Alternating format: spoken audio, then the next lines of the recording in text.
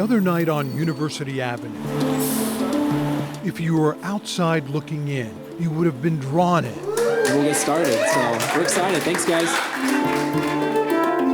To see what was going on inside this clothing store transformed for one evening into a cozy concert hall, a dreamy art gallery, a gathering place for kindred spirits willing to share their stories. I'm 35, and I wasn't able to say that I was homeless as a kid until this year.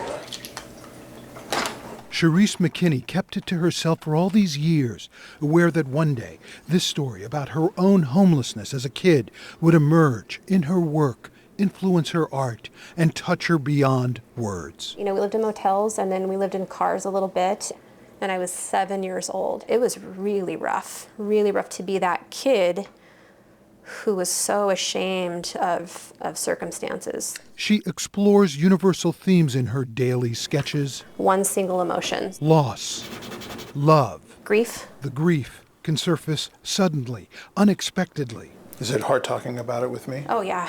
I remember seeing my mom, who made some bad choices, but even people that make bad choices, they don't want to make those choices, but they do. And I remember watching her be so judged. So, yeah. That was hard for you. Yep.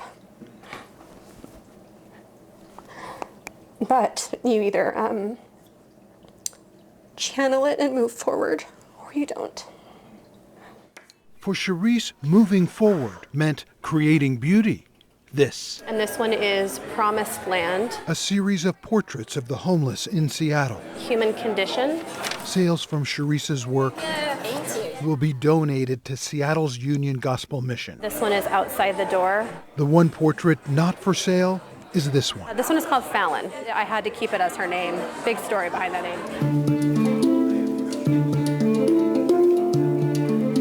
And this is her story. Just a young girl, couch surfing, homeless. It's true. Yeah, living in shelters, people's living rooms. 19-year-old Fallon has been homeless 6 years. Staircase a couple of times. One would never know looking at you. Yeah, I think you don't have to look homeless to be homeless. Fallon is willing to have her story told, her face shown. Now, these are for sale. T-shirts with Fallon front and center. Union Gospel Mission has a clothing line that humanizes our homeless neighbors, puts a face, Fallon's face this time, on homelessness. It's scary and stressful, and there's a lot of different hard parts. It's all part of the Others Like Us project, ULU. From her home studio, Cherise created Fallon's portrait that would eventually go on those shirts. Her gift to the mission, her hope for a more compassionate world. I really feel like this is one of the best portraits that I've ever done. Cherise couldn't wait to show Fallon her portrait a few weeks ago, promising it would be hers to keep. This is amazing. After the event benefiting That's so cool. Seattle's Union Gospel Mission. To represent the Others Like Us brand, and we're just excited to have y'all. I'm hoping that this illustrates the humanity piece of someone who is homeless. I think that it takes what is unknown and makes it known. Jeannie and Russ Peterson bought 6 Fallon t-shirts that first night of the sale. Those faces that you see, and they're just another face, but now you have the story with it. Ready? And Fallon's story is also this. If I had you back in my world.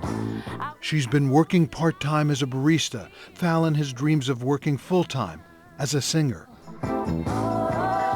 If you let me back in. Her next performance, And we're gonna get started with our first act. it's now, it's here, and Cherise and the others are waiting. I could not imagine life without music. This would be Fallon's night. Her face, her voice, It was me. her story. I want to be successful, yeah, definitely. Cherise knows that story. She just had a hard time growing up, and so she's doing what she has to do to make it work. She's lived it. I do kind of see myself when I look at that picture, knowing that it could be okay when you get out alive. No one in the audience knew this at the time as they waited for the guest of honor. It turns out Fallon was there, feeling fragile, but she couldn't bring herself to walk through that door. She found herself on the outside looking in just before she decided to walk away. My thought is sympathy for that, and I wish I would have known that she was outside and not able to come in. I wouldn't have gone out to try to force her to come in. I would have gone out and walked her to where she wanted to go. And that, too, is part of the story. That as much as we want them, If you let me back in, storybook endings are often hard to find. never let you go again. Hey, baby. I wish I could have written one right now. That is the reality of being homeless, It's life. because it's hard. John Sharifi, King 5 News.